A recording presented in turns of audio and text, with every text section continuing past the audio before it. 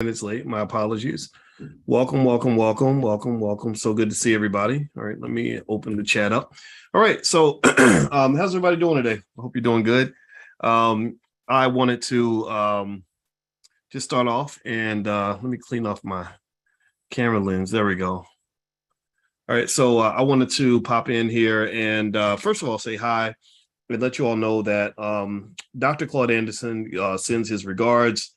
And he couldn't make it today, but he says he's going to try to make it next week. So we talked today, and we talk, at least once a week, typically, sometimes twice a week.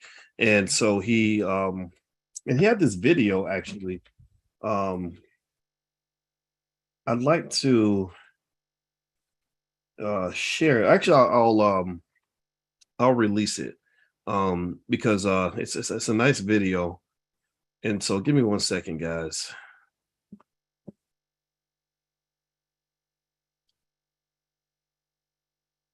All right. So, hey, Marlon, how are you?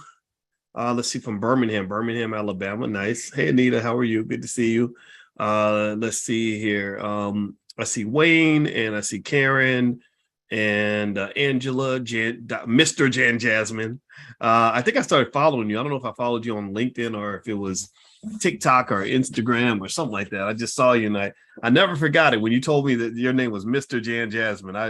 I never forgot that. You got to respect a man. Put some respect on his name. Ryan Jackson, how are you? James Keller from Philadelphia, how are you? Hello, Kimberly and JJ Conway and Juanita Nelson. B1 first from Covington, Tennessee. You live in Milwaukee, Wisconsin. That's really awesome. That's awesome. I don't know Covington. I know Milwaukee, of course, so not Covington, but very nice to meet you. Let's see. Okay, Melanie is Atlanta from Jamaica. Nice. Tony Foster, how you doing? From Seattle. Woo, those Jamaican sprinters. There's something else, ain't they? The Jamaicans have the best sprinters on the planet. I'm a big track and field fan, and so I have a lot of respect for Shelly Ann Fraser-Price and Sharika Jackson and Elaine Thompson Hurrah and Usain Bolt and the other guy. They call him the Beast. I forgot his name though. His face is in my head. Somebody tell me his name. They call him the Beast, and he's really fast. He's very, very fast. Y'all should look him up. Just look up Jamaica the Beast track and field. It'll come up. Johan Blake. Johan Blake. That's his name. Johan Blake. So anyway, so let me start from the beginning. Okay, so as far as that video with Dr. Anderson, he did send it over. His wife did. It's a great video because it's got some really interesting people really shouting him out. People like Tiffany Haddish and Charlemagne the God and some others. And I'm in that video also, and I think it's important. I'm going to share it on behalf of the family because I think that it's really important to fight for his legacy. I think we have to be very intentional about who we choose as our heroes, who we choose as our historical figures, things like that. My belief is Dr. Anderson is, he's every bit as important as some of the important people that we learned about in school, whether it's Marcus Garvey or anybody else, W.E.B. Du Bois, people like that. And one thing I noticed is that when you're talking about people that are defined to be historical figures, there is an intentionality that goes into that there's like almost like a type of marketing that occurs where you've got to let people know, who they are, what they represent, why they're important. And so I think that we have to be very clear about sort of making it known, like, look, this is one of our important historical figures. So that video is an important part of that. So so give me one more second here. So today what we're going to talk about is the public school system and how the public school system steals Black wealth. And this is page 92, I believe, of Powernomics. You can get a copy at powernomics.com. And again, if you believe in the cause, you want to support the Andersons, you can go to the site. And if you got extra money, buy some extra copies, give them away. I give copies away for Christmas gifts. At my wedding, we gave away wedding gifts that consisted of a copy of Powernomics, things like that. So anybody can do that. So I encourage you to consider doing the same if you are blessed in that way. Powernomics.com. That's the website. All right. So what I'm gonna do is I'm gonna start reading, and we're just gonna kind of dive into it. And I'm making notes here so we can remember what we're going to cover tonight. So he says here on page 92 of Powernomics that education is supposed to reward citizens for academic achievements based on the rule that the more education you have, the more wealth and money you gain. However, he has a figure here, figure 11, that tracks economic and educational progress and reveals that there is practically no relationship between Black people's level of wealth and income and their level of educational achievements. So he shows on this chart, he has 1860, the eve of the Civil War. He says Black people were enslaved 98 to 99%. The Black illiteracy rate was 98%. Blacks own 0.5% of all the wealth. Then he shows 1960, 100 years later, Blacks still own 0.5% of all the wealth. And also the illiteracy rate went from 99% down to 14%. So we started reading, learning, everything else, getting education, but we did not actually grow in terms of businesses owned and wealth accumulated. In fact, in 1860, we had the same percentage of the total business income in America that we had in 1960. He says here in 1860, this is on page 93 of Powernomics, he says business income of Black people is less than 1% of total business income in America. In 1960, business income of Black Americans is less than 1% of the total business income in America. So one of the things that we understand, and we have to reiterate today, is that if Black people can't create job creators, then we will never be able to have jobs. If we don't create people who can create jobs, then those jobs will not be created for our people. We will not have those jobs. We will not have those opportunities. So one of the things that's really important is in the educational process, a rite of passage of every Black child should be something that relates to the ability to manifest and create something that is economically relevant to their life. Education does not do that. Education has its value. Some of it is an indoctrination system that teaches you the values of your teacher. Many of our teachers turn white after integration. And then also education, it helps in certain ways. It helps you have better conversations. Maybe you know a lot of random facts. Maybe you can write a memo or an email better than you could without being educated. I'm not going to say that that's worthless, but on that wealth front, the education doesn't do it.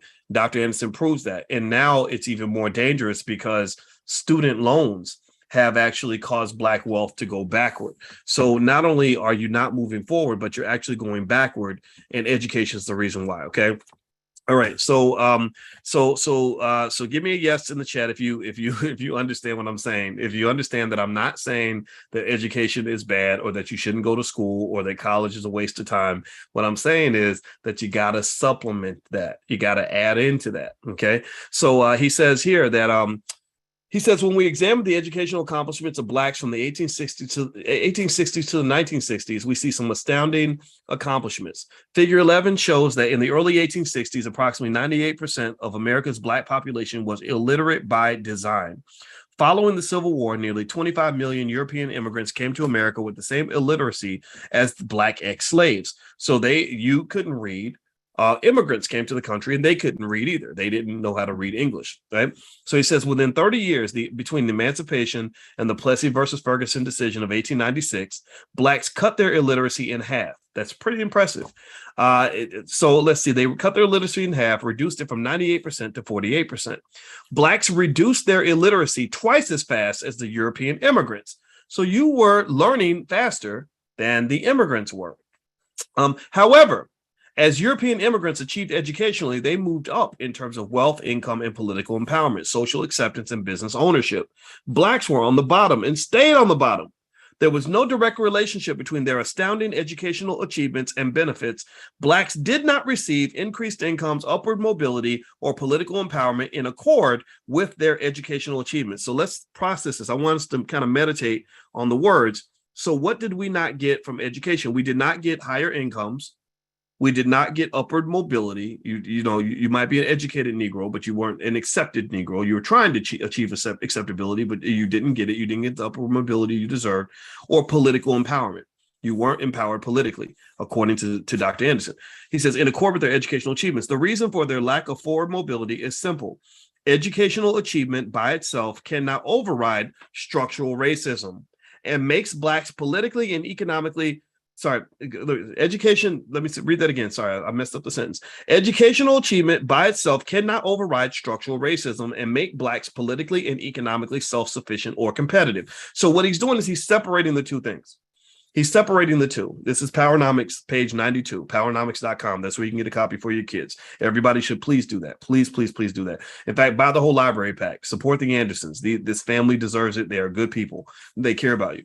So he's sorting the two. He's sort of helping you get out of this mindset where you think that somehow achievement as a Black person is connected to going to school, or it's almost as flawed as people who believe that playing basketball will get you out of the hood. For some people, it does get them out of the hood. That 1% of 1%, 99.9%, it doesn't work.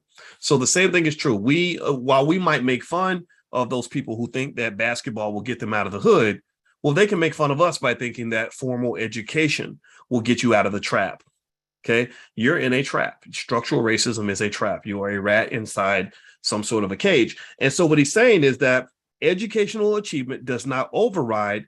Let's process these words, because we're going somewhere with this. Structural racism, or it make Blacks politically and economically self-sufficient or competitive. Those are the key words. Structural racism. That means that your education doesn't change America. It doesn't change the way America was built. It's a structure. You live inside that structure. That building structure does not change just because you've changed. Okay. The second thing is he talks about self-sufficiency.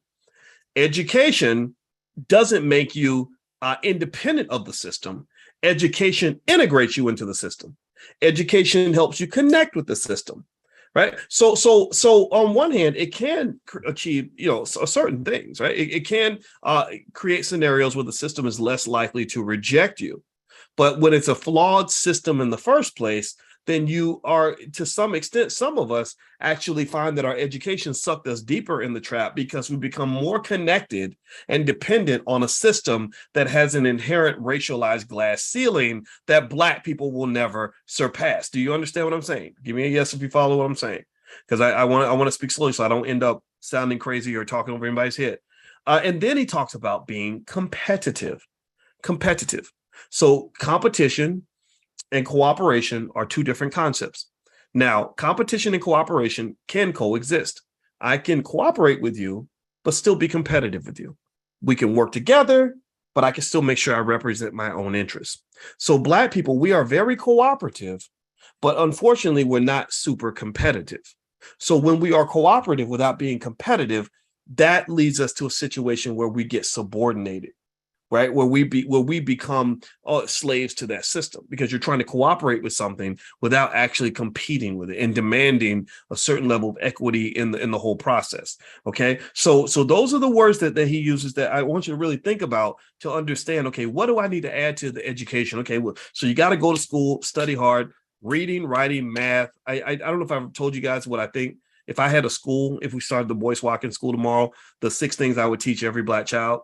I'll give it to you. The first 3 are easy. It's the 3 R's: reading, writing, and arithmetic. My grandma used to call it that. So reading, so you can consume as much information as possible. The more you read, the better you'll be able to process information.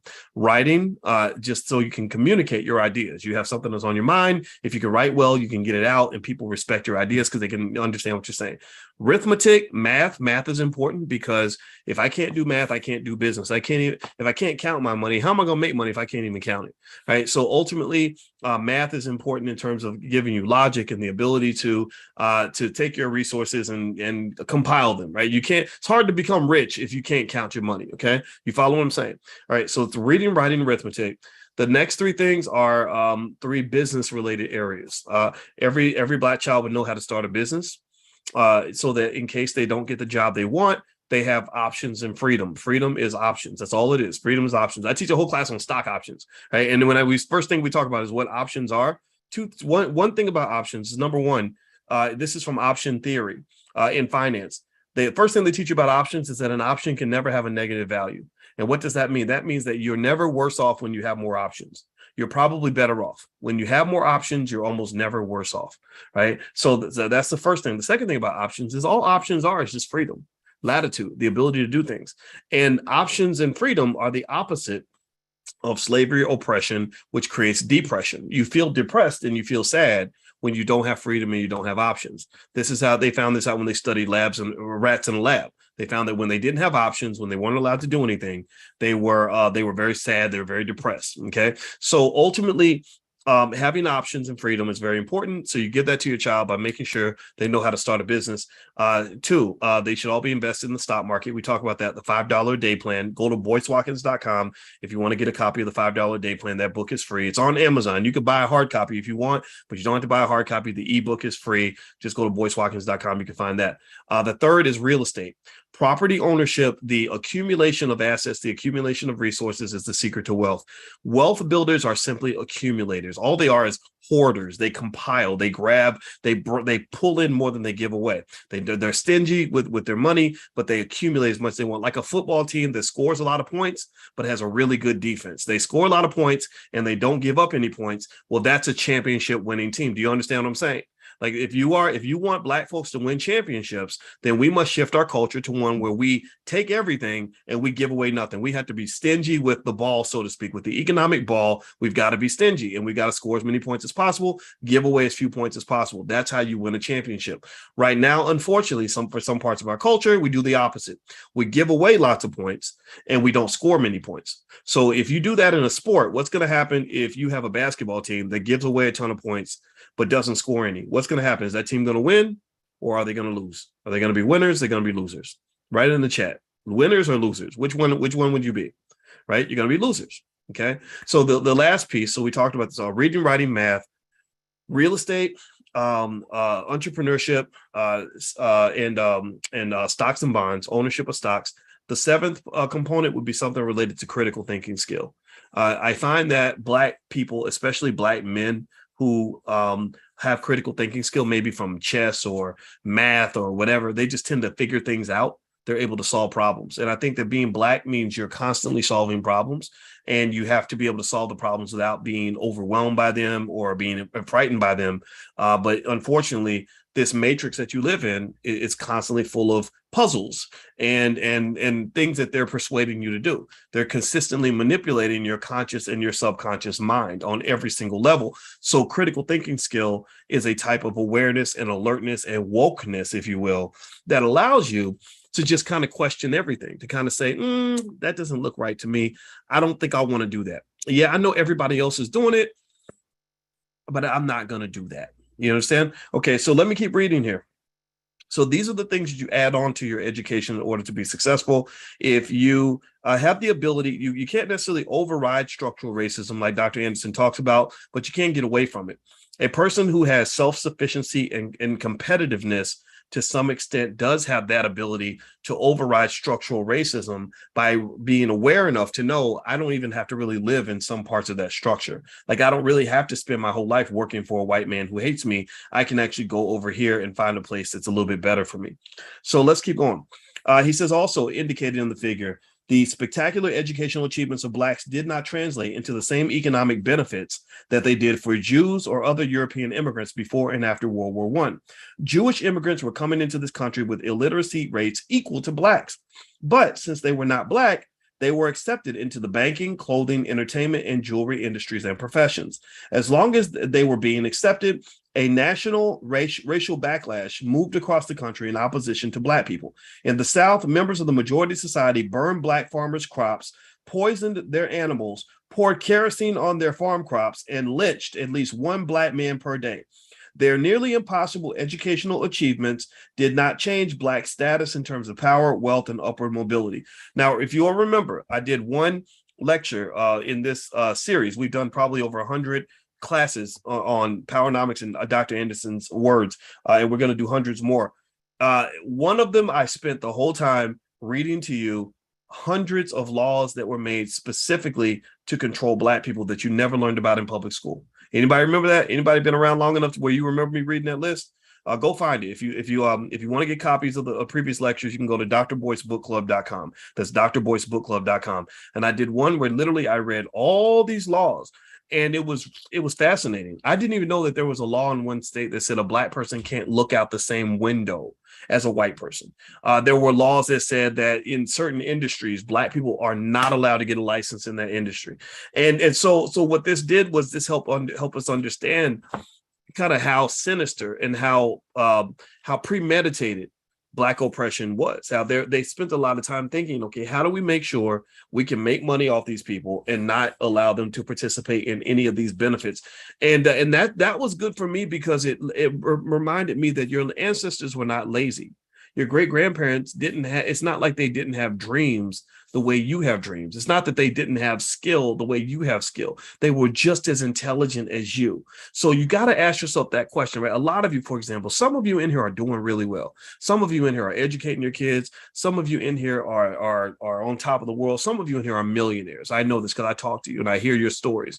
And so imagine, as smart as you are, as capable as you are, you know, you're a doctor, lawyer, Indian chief, college professor, all that. Imagine if you lived, you know, 80 years, all of you, and there's nothing to show for it. Like, you died and there's no assets left to the kids, no property, no businesses, no nothing. And they went off, the grandkids went off thinking that you spent your whole life doing nothing, that you weren't even trying to do anything for them. That would be crazy. That would not be true. So what I do, to me, it's almost like solving a crime. It's like figuring out, like, what happened to all the missing assets? What did they do to take away the legacy of all these people that we care about, these people that we would know about, these people we would honor and celebrate if we even knew they even existed? And this is the danger of what the school system does. It wipes all that out. It's like they didn't even exist. And I encourage you to be sensitive to that in terms of how we must rewrite history in order to understand who we really are. Because I don't think you would enjoy if you and I, all of us, think about this. Some of us, we've been riding together for years. We're sitting here, we're doing the damn thing. We're changing the world. Imagine if we just die and nobody even remembers in this. Nobody cares. They act like it never happened, or somebody else does something just like what we're doing right now. They do it 120 years from now, and they really think that they're the first smart Black people in history and that we were all just stupid. That would be wrong. That would be inaccurate. Okay. So we owe it to ourselves to go find out the truth. Okay, we owe it to ourselves to give our children a proper history that is disconnected from the fundamentally flawed, racist, ridiculous, almost insane information that's being taught in the public school system. Like this idea that, for example, the fact that they don't even know that Africans were here in America way before Christopher Columbus. Even Columbus knew it, right? That's all silly. It's crazy. Okay, so let me keep reading here. Let me move on. All right, so page 894. Even as late as the early 1950s, census data indicated that a white high school graduate earned more than a Black college graduate. A Black person earned only 54 cents for every dollar a white person earned. The largest number of Blacks ever entered college and government service following the Black Civil Rights Movement in the 1960s. So Civil Rights Movement comes along, and according to Powernomics, page 94, when Black people get the civil rights movement and we march and hold hands and sing "We Shall Overcome," suddenly all these doors open. White people start inviting us to come to their universities and work for their companies and shop in their stores and live in their neighborhoods. So we're moving on up like George and Wheezy. So he says the largest number of Blacks ever entered college and government service following the civil rights movement in the 1960s. Blacks' earned income went as high as 67 cents for every dollar that whites earned in the mid-1970s, before falling back down to 56 cents in the 1980s. So this was that backlash. This is the downside of political progress.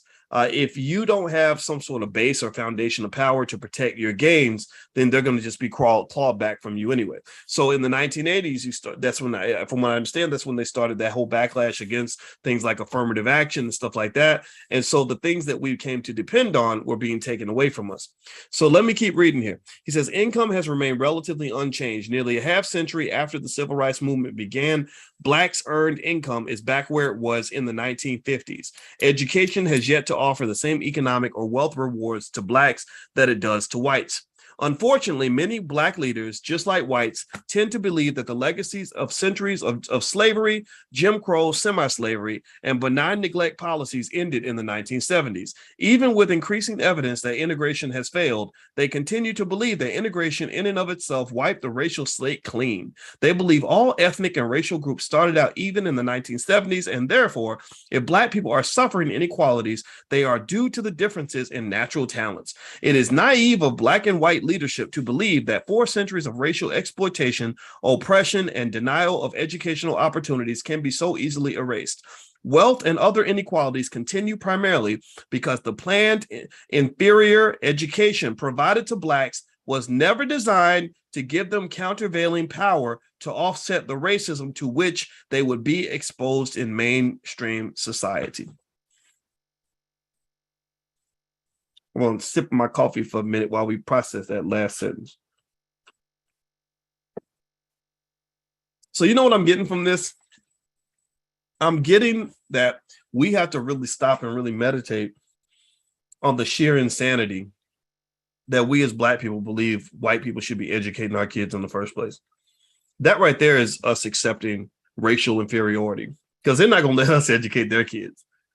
Do you think so? I mean, do you think the Jewish community would let me raise Jewish kids and, create like you got BET, Black Entertainment Television. What if I created JET, and I called it Jewish Entertainment Television, and I started shaping Jewish culture with my entertainment company? And I got a bunch of Jewish people to go out and act like buffoons and, act like some of these ignorant rappers, act like Lizzo. And I started saying, this is the culture. This is the Jewish culture. And what do you think would happen? What do you think they would do?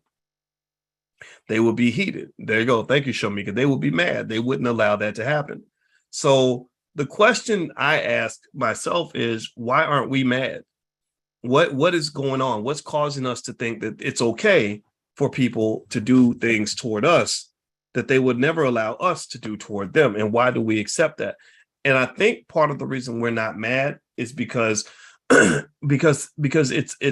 very comfortable to stick with the status quo.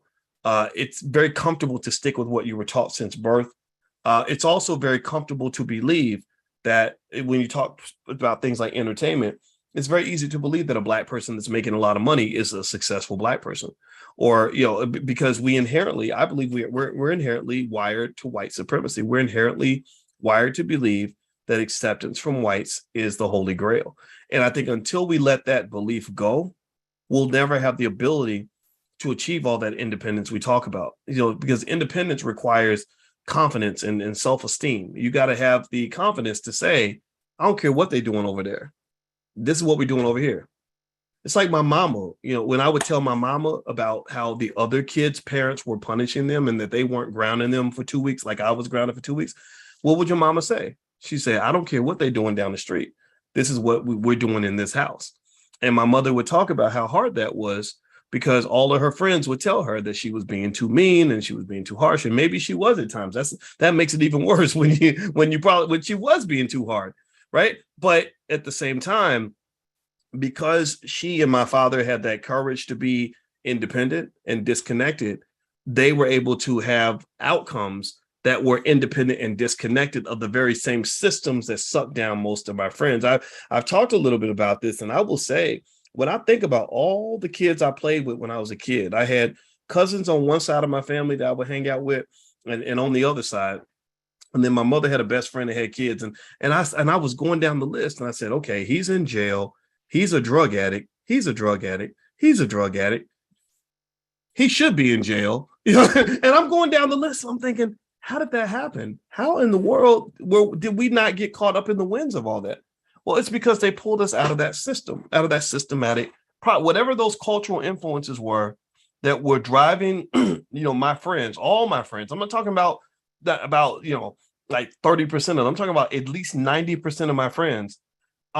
Whatever was pulling them in that direction, the whole like broken Black man, broken Black woman direction, my parents just pulled us out of it. They pulled us out of those tailwinds and said, we're going over here and we don't care what nobody else is doing. And so I want to encourage that in you. That's my point. I want you to understand that in order for you to have a better school system for your kids, you're going to have to build that.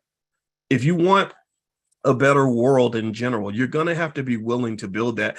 And not everybody is willing to build. Not everybody has the patience to build. Not everybody has the courage to build. And not everybody has the skill. Or at least knows the people that have the skill. I'd like to help. That's why I'm doing these Powernomics trainings online, because I'm like, well, this can kind of be a piece of our own Black-owned educational system. The same way that white teacher can sit in front of a classroom and teach. Well, I know how to sit in front of a classroom and teach too. So what I think we want to do as people, and what I appreciate and respect about all of you that are here, is that you understand, and I want to help you understand. I want to encourage you. You understand that you don't have to take the options that are presented to you. You can create something better. And it's not that hard to do. There are so many of you. In fact, give me a yes in the chat if you are a Black person with a skill, if you are a teacher, if you are a carpenter, if you, if you are a real estate agent, if you are an attorney, if you are a doctor, a lawyer, whatever, right? Like, give me a yes. Like, so many of you have so many skills, and so this is where that formal education benefits us. A lot of us, there's a lot of educated Black people in this room, right? So you can't tell me that we can't build the world that we want to build.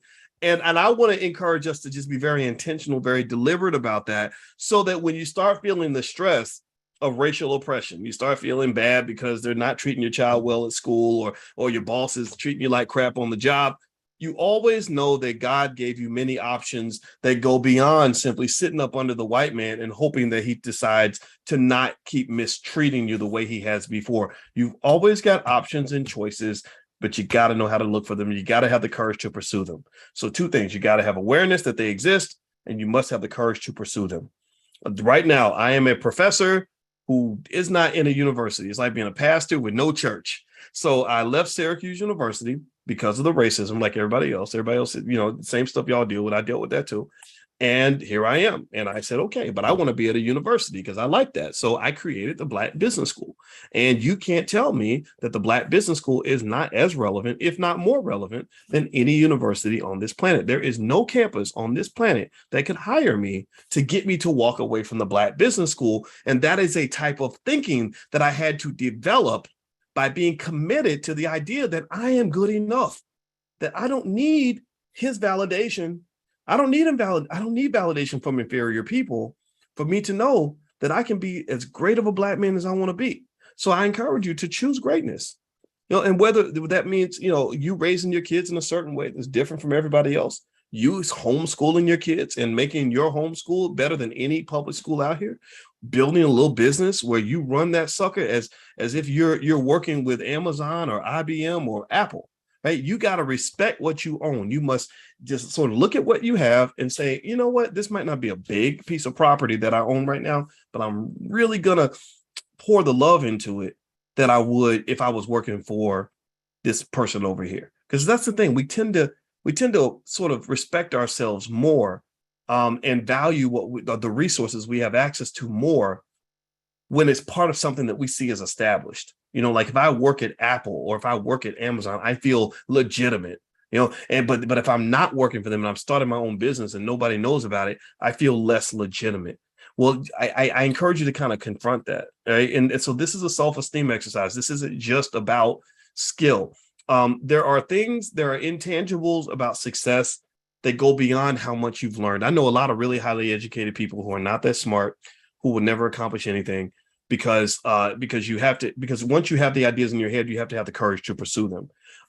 So I encourage you to also focus on those intangibles, like thinking big, having the courage to think big, acting on the things that you believe in, accepting the fact that you're going to make mistakes, doing these sorts of things. That's how people end up doing amazing things. You have to have those intangibles, which are really more emotional than they are just, things you'll learn in a textbook. Those emotional things like, okay, you know what? I don't know how to do it, but I got faith and I'm going to go hard. I'm going to do my best. We're going to have excellence. We're going to learn what we need to learn, right? Just attitudes like that'll take you further than that bachelor's degree or that master's degree. Because I've seen a little bit of both of that, right? I have a lot of formal education, but then really what put me in front of you right now doing what I do today had nothing to do with me going to school. It was about me learning how to love boys and me learning how to love what I was doing and me learning how to respect what I have as much as I respected what he had. And it was hard because I've seen what he had since I was a little kid. I was raised to believe that acceptance from certain groups going to Harvard or working for some big corporation was that those were just sort of validators that made you feel better. And that's very risky when your oppressor is validating you, because then they can take those validations away when you get out of line, which is going to cause you to start to feel certain amounts of insecurity. So we're going to need confident Black people to really lead this revolution. And I think that you're in that category because that's why you're here. Okay. So let me keep going. He says here on page 94 of Powernomics.com, that's the book I'm reading from. If you haven't gotten a copy, go to Powernomics.com. Dr. Anderson has a whole library pack. It's $99. It's really great. He says, education isn't enough. Since education was not designed to eradicate wealth or other inequalities between the races, were the descendants of slaves wrong in wanting an education? No, they were not wrong. It's just that education was not enough. See, that's kind of what I was just saying, right? So I guess we think alike here. He says the majority society knew this during Reconstruction when they elected to deny Black ex-slaves 40 acres and a mule and give them marginal education instead. So instead of giving them property, they gave them more education. Instead of giving them assets they own, they gave them an indoctrination into the white-owned educational system. That's a lot like now, where integration, you traded in your businesses and your property for corporate jobs and student loans. That's similar to me. That almost is a perfect parallel. So they didn't give them, or if you think about this, right? And we've mentioned this, but I'll mention it again now because it's appropriate. Think about how easy it is to get $100,000 in a student loan, but you can't get $15,000, $20,000 for a business loan. Why in the world would you give me $100,000 to an 18-year-old for a student loan for an overpriced education that he probably won't be able to pay back, but you won't give him $20,000 to go start a business, right? So basically what happened over 100 years ago is instead of giving them something that's going to help them develop an asset like 40 acres and a mule, they could have even loaned them the money to go buy 40 acres and a mule, right? Even that would have been better than what they gave them, which was marginal education, right? So it says education is an empowerment tool only when it is used in the right sequence. Black people were given no choice but to focus on social and educational rights rather than economic rights. So when you're pursuing the social and the educational, but you don't have the economic, then you really have nothing. You have to do it the other way around. Dr. Anderson says the economics must be the foundation of the social and the educational. I was talking to somebody about that earlier today. Oh gosh, was it today or yesterday? Where I said the person who has the money gets to decide what the culture is going to be.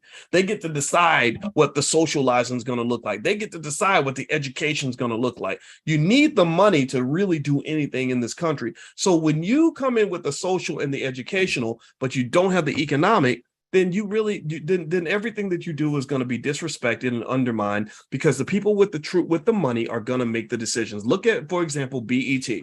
BET, Black Entertainment Television, is a network that markets to Black people that's owned by whites.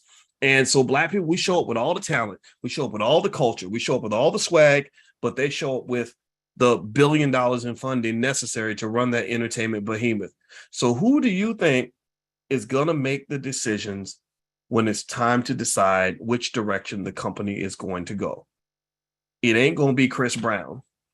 It ain't going to be Lizzo or somebody on stage. It's going to be the person. It's going to be that white man in the back who's writing the checks. Same thing is true when we talk about politics. We are misled into believing that the voters will control the politicians by who they vote for. No, the people that control the politics in America are the people who write the checks. Okay, that's why do you think Joe Biden passed that law in the first place that said you can't declare bankruptcy on your student loans? That if you get student loans and you go bankrupt, you can't write off your student loans. The people didn't ask for that. You think the voters asked for that? I don't know. What do y'all think? Y'all think the voters got all lined up and said, hey, we want you to pass a law that says if we never declare bankruptcy, we can never get out of our student loans and it becomes a life debt? Do you think the voters wanted that? What do y'all think? Do you think the voters demanded that from him and he gave in to the overwhelming demand? No. Somebody in one of those dark cigar-filled rooms where the tycoons meet had a meeting with Biden and said, now that we've got you into office, here's what we need you to do. And he tried to do it in the 1990s. And Elizabeth Warren, bless her soul, as far as, white women go, she seems to be more decent than most. She actually fought against that because she's a bankruptcy expert from Harvard who knew that, she said, if this is passed, this is going to cause a student loan debt crisis. It's going to ruin tons of families. So Biden tried to pass it in the 90s. Elizabeth Warren helped block it. She lobbied Hillary Clinton, who went to Bill. Bill vetoed it. It didn't go through. In 2005, she tried to block it again. Biden tried to push it through. What was it? Elizabeth Warren fought it. Barack Obama voted against it. To his credit, Hillary Clinton, this time, she supported it. So in 2005, they passed that law. I forgot what it's called. I can't remember the name of it. But of course, they gave it some stupid name to make it seem like they were actually doing this on behalf of the consumers. And so after 2005, when they show charts of student loan debt, it shot through the roof because people were locked into that debt for life. So bankers were like, yeah, we'll loan you money because now we know we're going to get our money back. We can come to your house and squeeze blood out of a turnip. We can basically break your ankles and pull money out of your pay, garnish your wages, whatever we got to do. So they were willing to loan more money. So that's what led to student loan amounts just really going out of control. Okay, so that's kind of the history. So ultimately, the economics is what drove that. It wasn't the politics. It wasn't the voters who drove that. And that's just one example. So he says, in a capitalist democracy, however, economic achievement and mobility must occur before a group attempts to open up channels of educational opportunities. The educational achievements will then engender a corresponding set of cultural values. See, he's using that word culture. Let's underline that. A cultural values and a further appreciation for educational achievement. Education allows a group to consolidate and extend its economic gains in the marketplaces. So let's sort of write this down in our head. We got economics as the base, and he mentioned the words culture. The person who controls economics controls the culture. You control the education. Or you could say culture / values, and then the politics. So you could say the CEP, the culture, the education, and the politics are controlled by the people who manage the economics. He says, fortunately, when Jewish immigrants began immigrating into this country in the latter part of the 19th century, they first established an economic base. Fortunately, they entered the country with some skills that were needed in America's emerging industries. They were able to capture these industries based on cultural experiences and chance them on educational achievements. After succeeding in these industries, they used their acquired wealth, political clout, and social acceptance to enter and begin dominating education. If Blacks are going to eliminate the myths about why they have not achieved, they must understand that structural racism forced Black Americans to lift themselves in reverse by putting education and social goals before economics. Though Blacks demonstrated spectacular educational achievement and a total willingness to be long-suffering, they could not translate those educational achievements into economic gains. There is practically no inherent economic power associated with educational achievement. Wow. There is practically no inherent economic power associated with educational achievement.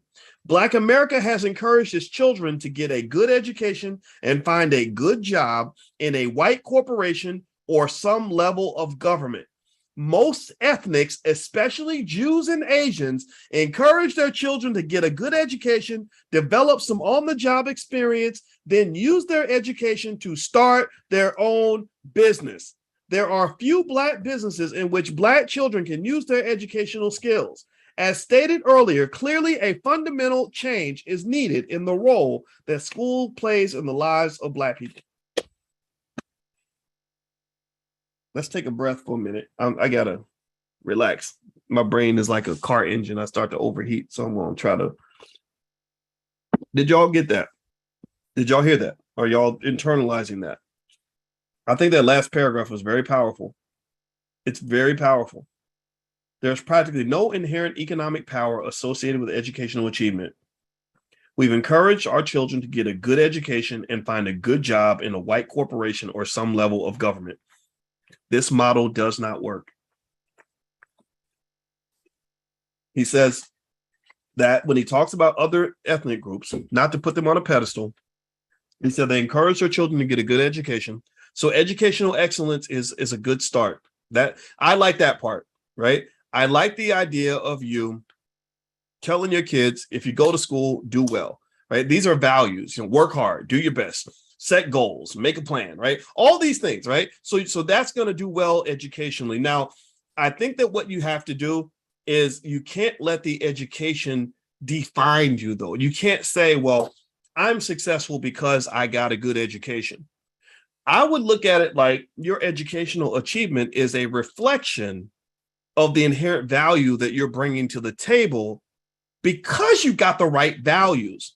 So your values, almost like a sun radiating energy out into the air, right? It's or into the space. It's radiating this energy because there's this internal thing that's causing these explosions that's really sending out this powerful energy. So your educational achievement is merely a stepping stone in that whole life journey that you're manifesting because you've got something special inside. You got the juice. So of course you're going to do well educationally because your parents raised you to have great values. They raised you to work hard. They raised you to never give up. They raised you to always come through. They raised you to complete things. So what you then do is you keep climbing up the ladder. So you say, okay, now that I have done all these great things educationally because I'm just such a fly-ass Black person, now I'm going to go to the next stage. I need some experience and I don't have capital. Maybe my parents didn't give me any resources. So I'm going to go out here and I'm going to get a job and get me some training. And I'm going to do great on that job. I'm going to do so great that they're going to want to hire, they're going to want to promote me to become CEO one day, but I don't want to be CEO because I'm climbing the ladder. This is a stepping stone. So I'm on this job, I'm learning all these skills. And because I'm such a fly-ass Black person who has these great values and this great culture of work ethic and delayed gratification, I'm succeeding again. So so having this fancy job does not define me. I'm not a great man because I got the fancy job. I got the fancy job because I'm a great man. Do you follow what I'm saying? Do you get what I'm saying? I'm not a great man because I made good grades and have a degree. I have a degree and made good grades because I'm a great man. So I'm a great man, whether you could kick me out of this university tomorrow or kick me out of this job tomorrow. I can get fired on my day off for talking smack to my boss, but that still means I'm still a great man. I just don't fit into your system anymore. But I'm still great. I'm still extraordinary. And that's my license. That is my value. That is an asset I own because I own the essence of me. I own my self-esteem. I own my identity, and I can carry this wherever I go. So because I'm bringing all this energy in, like the sun, I'm a fly-ass Black person. Anything I touch is going to turn to gold. I don't need you to hand me gold. You can hand me a frozen turd, and I'm going to touch that frozen turd and turn it into gold because that's who I am. That's what I'm bringing to the table. The melanin is where my power is at. My culture is where my power is at. So I don't need to be next to you for me to be powerful and relevant. I'm powerful and relevant. You become more relevant when you're next to me. Do you understand what I'm saying? Like this is important. This is really critical. You have to know this. That way you don't spend your time chasing behind mediocre ass people who don't even like you or respect you. You don't need those people. You got the juice. It's all right there. If you make the juice, it's like Kool-Aid. You got to stir it and make it. But you've got it. You've got the juice. You've got the culture. You're creating that in your house, right? So then the stepping stone, climbing the ladder. So I'm not a great man because I made good grades. I made good grades because I'm a great man. I didn't get getting the fancy job does not make me a special relevant person. I got the fancy job because I'm a special relevant person. And then the next step on that ladder is now I'm going back to my community. I'm building this business. I'm going to raise this capital and we're going to run this company and we're going to create jobs. Here's the thing about job creation in the Black community and why Black people, so certain segments of our community will always complain about unemployment. Until Black people learned how to create jobs in the Black community, then the Black community will have no jobs. Until we learn how to raise a whole entire armies of young kids that want to grow up and become job creators, we will always have an unemployment problem. We will always have an unemployment problem. Because number one, white folks don't love you. And it's okay. It's not racist that I'm saying that. It's just true. Because I don't know how much I love them. I don't hate them. I just don't even think about them. They don't think about me. So ultimately, the way you solve that problem, it must come from within. So when you're raising these little fly-ass Black kids who come from an extraordinary culture of work ethic and discipline and delayed gratification, and they start to do amazing things like make good grades because of how great they are, and they get great job opportunities because of how great they are. Well, there's that stage when they're finally going to grow up, they're going to hit maturity, and they're going to say, okay, now it's time for me to go on my own. And when they go on their own, what your job also is to do is to have them in a position where they have a capital base that allows them to truly manifest their economic vision. It is very difficult to build businesses and open schools if you don't have access to resources. Because if you don't give them the resources, if you don't raise these assets for them, if you're not doing things like that $5 a day plan, I've been talking to you guys about this since forever, then what's going to happen is they're going to get there and it's going to feel like a flat tire. They're going to feel like, God, I had these great visions for my people, these great things, these great ideas, these wonderful things I could do for other people, but I can't do it because I don't have any resources. So now I just got to go find some white corporation that'll hire me and allow me to do what I want to do. I knew a lady who was really talented at marketing. She was really creative. And I remember she said, God, I would love to have a job at Nike so that I could be allowed to do advertising. And I said, do you really need a job at Nike to do ads? Can't you just do ads for your own business? And she didn't have much of a business. She didn't know how to start a business. So what if you had a kid that was able to create their own business and they have this talent and they can pour this talent into something that they actually own and control, as opposed to going and making somebody else rich? That's why you stay poor. It's because you make everybody else rich. They're sucking resources from your community and giving you nothing back. And you're feeding into that because you're constantly hanging on to these other people to achieve the validation that's already inside of you. Remember, you've got the juice. And I'll say this is personal. This is me speaking personal. I'm biased on this because that's exactly what I trained myself to believe about myself when I started doing what I do right now. I kid you not. If you have any respect for what I do on this platform, we've taught over 1 million Black people how to buy their first share of stock at the Black Business School. We never got corporate sponsorship. We never got government money. We had one tiny investment 10 years ago that was so small that it wasn't even it didn't make a difference at all, right? But generally speaking, we did 100% of this on our own. A big part of doing this was I had to deprogram myself from believing that mainstream acceptance was an important part of being validated as a human being, as a scholar, as a Black man. I had to remind myself to just reject all of that. So eventually, when it started getting offered to me, I didn't want it. I had no interest in it. I had to remind myself that what I was doing was more valuable than anything else I could be doing out here. That it didn't have less value just because I was doing it by myself in a vacuum. When I was sitting in that apartment in Syracuse all by myself, working on stuff that nobody even knew about, nobody cared about, I had to convince myself that this is just as important as if I was doing it at Harvard University. And so practicing that line of thinking and reminding myself of that, eventually it just sunk in. And then one day I said to my wife, I said, you could literally they could call me tomorrow and offer me a chance to host a show on CNN, and I wouldn't do it because it would interrupt my afternoon naps. They could call me and offer me the chance to be president of Harvard University, and I wouldn't do it because I don't really want a stupid job like that. It's too stressful. Literally, I mean, I was just thinking, so literally, it's like once you get to that point where you see your value, you'll want to be around yourself. When you see the value in your own people, you'll want to be around your own people. You won't want to be around somebody else. What is so wonderful about white folks anyway that you are chasing them down constantly to be next to them? It doesn't mean that they're bad. This is not anti-white. This is really pro-Black. It's like, what's so great about them? Oh, I get it. They have all the money and they own the media outlets and they run the corporations. So we want to get into those corporations. We want to get access to that money. We want to be on TV or whatever it is that they have to offer. And you have to be able to walk away from that if you ever want to build something of your own. A lot of growth in anything really comes down to faith. You have to decide which horse you're going to bet on, where you're going to pour your energy.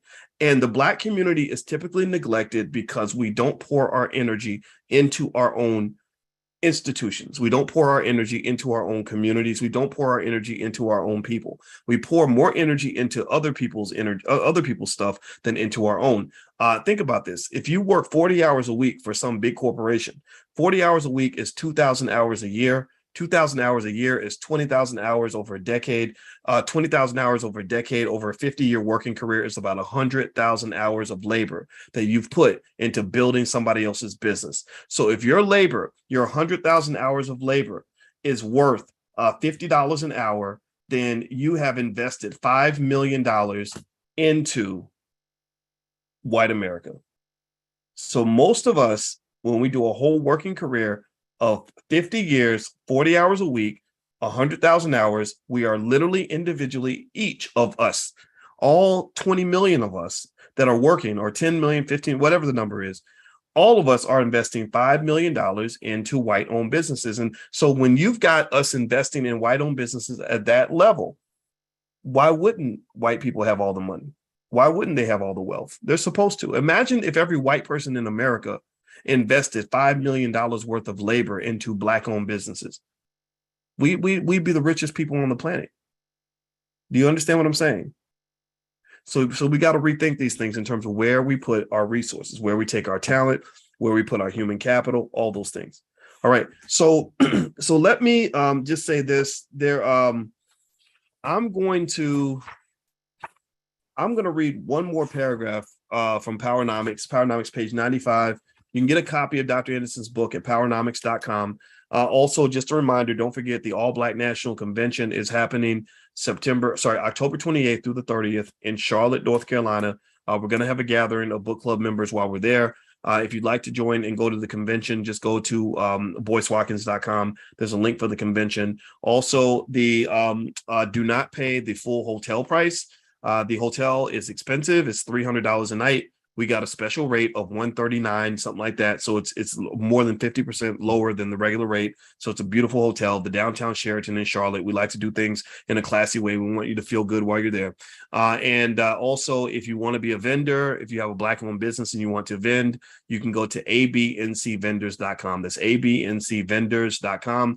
And also allblacknationalconvention.com or boycewatkins.com. Either one, you can find out about the convention. So I look forward to seeing y'all at the convention. And so let me read a little bit more here. So page 95 in the book Powernomics, Dr. Anderson says, who are the schools failing?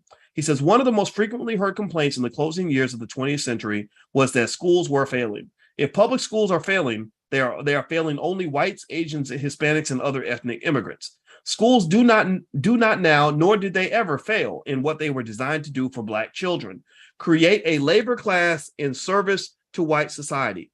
So we know this, I hope. The schools were not designed to liberate your kids. The schools were designed to create a labor class. They were designed to create employees. They were designed to create children that were going to be in service to Americanized capitalism and the capitalist elite. That's what these schools were designed to do. Schools have always been mirrors that reflect the values, goals, needs, and priorities of the society and the communities they serve. They have remained almost exclusively controlled by whites through government policymakers, boards of education, and major corporations. These powerful bodies approve curricula, staffing, and instructional materials. Regardless of their physical location, racial, ethnic makeup, schools across America had to teach their children European American values. The quality of teaching and the educational outcomes track the racial lines of power and wealth. The academic scores of elementary and secondary schools strongly correlate with parental income, wealth, and education. High-income students can more easily afford special coaching from parents, professional remedial help, and private schools. Schools perpetuate wealth and special racial advantages that are intergenerational in nature. So how many of you, give me a yes or no, how many of you have noticed how many Black kids graduate from school and can't even damn near read, write, can't do math, can't damn near, I mean, really almost like seems like they can't even spell their mother's name. How many of y'all, I mean, I don't know if anybody else has been astonished by this. I am literally blown away. I don't get it. I'm trying to figure this out. How can you have control with somebody's child 8 hours a day, 5 days a week for 12 straight years, and they come out with the reading level of a fifth grader? What are you doing with all that time? If you gave me that much time with anybody's kids, they'd be geniuses by the time they got done. They literally, I could use 1/10 of that time and give them a better education they get through school, right? So there's obviously an inherent problem with this educational system. And one of the things that you have to understand is that this is a huge drain on Black wealth. This is draining your wealth in at least a couple of ways. One is taking one of the most valuable assets you have in your community are your people. Human beings are a valuable asset. They knew this during slavery. Slaves were worth money. You could get a mortgage on a slave. You could borrow against the ownership of a slave. So human beings have inherent economic value. So when they're taking all your kids and they're creating these factories of thugs and wannabe gangsters and wannabe hoochie mamas that don't know nothing about how to actually contribute to the community, they are stealing wealth from you every single time. They are taking all your Malcolm Littles and they're never becoming Malcolm X because they don't even let them get exposed to people like Minister Louis Farrakhan. So they don't become Malcolm X. They just stay Malcolm Little for the rest of their life. And if you remember, Malcolm Little was a genius who used his genius for evil as opposed to good. So all the good that Malcolm did, Malcolm X did tremendous amounts of good. Malcolm Little did tremendous amounts of evil because they were both great men. It's just in one case, the gun was pointed toward the adversary. In the other case, the gun was pointed at his own face. It was pointed at the face of his mother. Right. So ultimately, they're producing your Malcolm Littles. You're not going to get a Malcolm X out of the school system. You're going to get a bunch of Malcolm Littles. And you see this in the entertainment industry with so many young Black men being wired to glorify drug dealing, drug selling, killing each other, disrespecting women, throwing their money away, passing around STDs and ruining their life. That's what that's what this system and is in conjunction with entertainment is producing, for the world.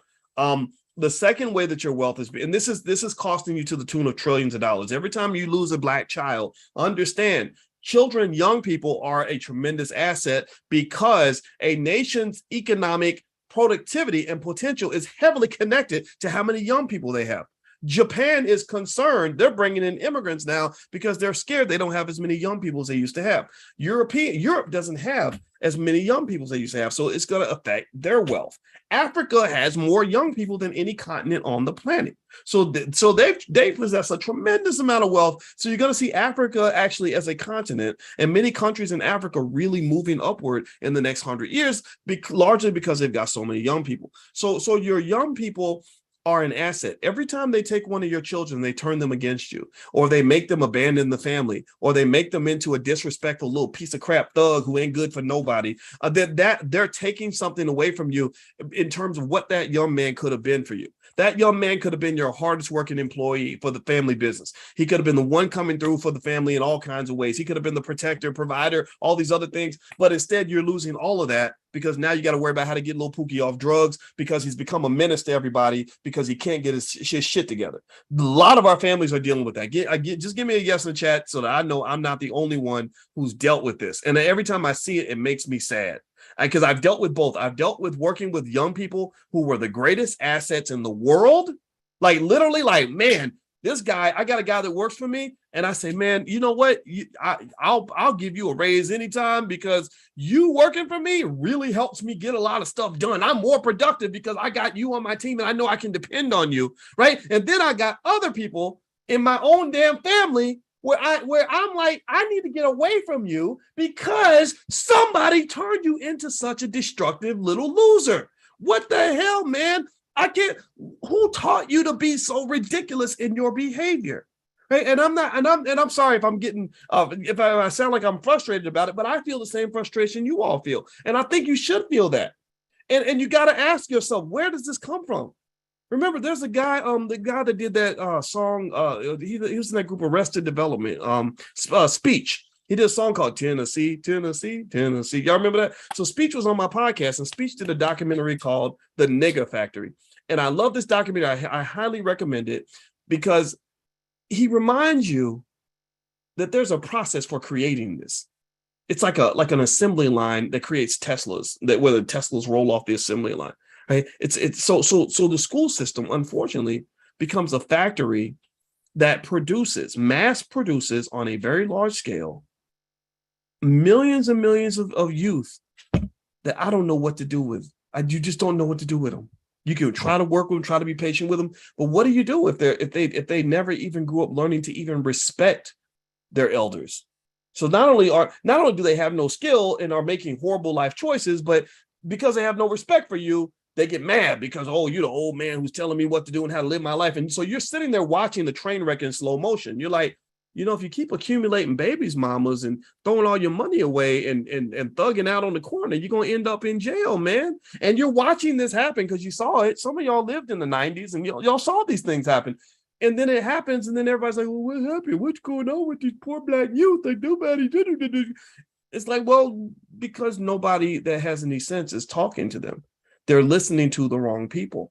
And this starts with school systems. It starts with broken families. That's another multi-trillion-dollar asset that you lost in your community. It goes to entertainment. when you're glorifying all the wrong things. I don't care what anybody says. If you're constantly having 9-year-olds repeat to themselves, I'm a thug nigga who hates bitches and I want to kill everybody, that's going to have an effect. I don't care if anybody, oh, it's just entertainment. No, the fact that they got you thinking that it's just entertainment means that they're doing their job. They've tricked you. They've tricked you. The Jewish community is brilliant in that when they created Hollywood, they knew that there's no such thing as just entertainment. What people see on the screen and what people hear in their ear affects their subconscious mind. It affects their worldview. One of the reasons that African Americans are seen as the scum of the earth by many people in other countries is because of how you're being presented in the music and in the media. There was a Nigerian lady who did a video where she was really brutally honest, and I appreciated it. She said, yeah, all the Nigerians, when we come over here, now she's generalizing, of course, but she said, when we come over, they always talk to us and they say, do not mess around with the African Americans. If you get with an African American man, he's going to get you pregnant and abandon the baby. The women, they're crazy and disrespectful and all these other things, right? So ultimately, it doesn't mean that this is true. It doesn't mean that all of us deserve that label. It doesn't make it right at all. And we know Nigerians ain't perfect. Lord knows they ain't perfect. But if you don't start confronting some of this stuff that's happening in your community, you're going to always be confused.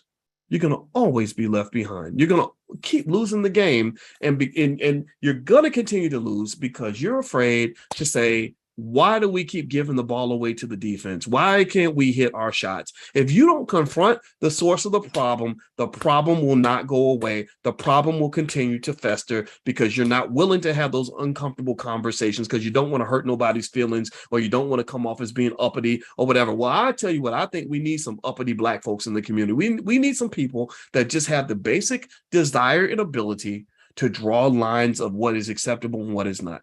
Just be the ability to draw a line in the sand and say, look, this is not acceptable. You're growing up 18, 19 years old, and you can't read, you can't write, you can't do math, but you somehow have all the lyrics memorized of every Cardi B song. That's not acceptable. Hey, or you out here talking crazy about Black women, that's not acceptable. Or you out here acting like a buffoon on TV, that's not acceptable. So I think it's okay, even if people call you uppity, all right, because I've had that happen. I had some people on the internet get real mad, like, oh, he's arrogant because he says his channel's for intelligent Black people. Well, I need you to be intelligent because these white folks want to kill you. If you are not intelligent and strategic, and if you're not prepared with a plan, then they're going to take you out. The world will destroy you, and the world don't give a damn about you. They will literally kill your whole family and scream and be yelling Black Lives Matter the entire time while they're exterminating your entire community and constantly be saying Black Lives Matter while they're taking you out. And I'm not talking about physically killing you. I'm talking about economically killing you. I'm talking about spiritually killing you. I'm talking about intellectually killing you. That's what killing your families. Like, that's what I'm talking about. That's the slow death. I'm not talking about them showing up with a bunch of Uzis and shooting everybody down. I'm talking about look around. Just look around. Just go to the shade room and look at the debauchery that's put up there that's seen as just Black culture, or the stuff that people are just cheering on because they just don't know any better. So when Dr. Claude Anderson talks about inappropriate behavior, maybe we need to listen to him because he comes from an era where Black folks at least had some dignity, at least had some degree of structure, at least has some ability to unify and have a plan that led to positive outcomes, safety, peace, health, and prosperity. What in the hell is wrong with wanting Black people to be safe, healthy, and prosperous? Do we think that by default, we're supposed to be in chaos and misery all the time? Is that what you really believe? Like, you really think that chaos, misery, pain, destruction, and trauma is the natural state of the Black condition? If you believe that, if you've grown to accept that, then you and I are not the same. We have to have a whole conversation because I don't want to live like that. I don't want my kids living like that. And I don't give a damn. I don't care if I lose every single friend I got. I'm not going with the niggatry. I'm not going in that direction. So we've got to set the bar. We must raise the bar as a people. We must raise the bar educationally. We must raise the bar psychologically, spiritually, in terms of health, in terms of economics, in terms of everything. We ain't got to be perfect, but you got to raise the bar and you got to draw the line. If you can't do that, then you will not succeed in a society where everybody's racing to the bottom. That's all I got to say. That's it. We're going to start next week. Next week at 8:30, we're going to start on page 96 of Powernomics. You can get a copy at powernomics.com. I hope everybody will respect Dr. Anderson and support him if you can, if you have the ability to do that. He's got a whole library pack of all of his books for $99. I hope you'll get that for your children, for your cousins. Get it for other people's kids, because some of these kids are lost. They ain't got no good parents. You are the beacons of hope in the community. You are the vanguards. You are the leaders. And I want you to embrace that and internalize that. I want you to be ready to fight. I need you to be a spiritual, intellectual soldier in this. I need you to really fight, just sort of just say, okay, this is who we are. This is what we represent. And it's okay to do that. It's okay to love yourself. It's okay to want better for your people. It's okay to push to a higher standard. Don't ever let anybody make you feel bad about that, because we are going to win. We will win.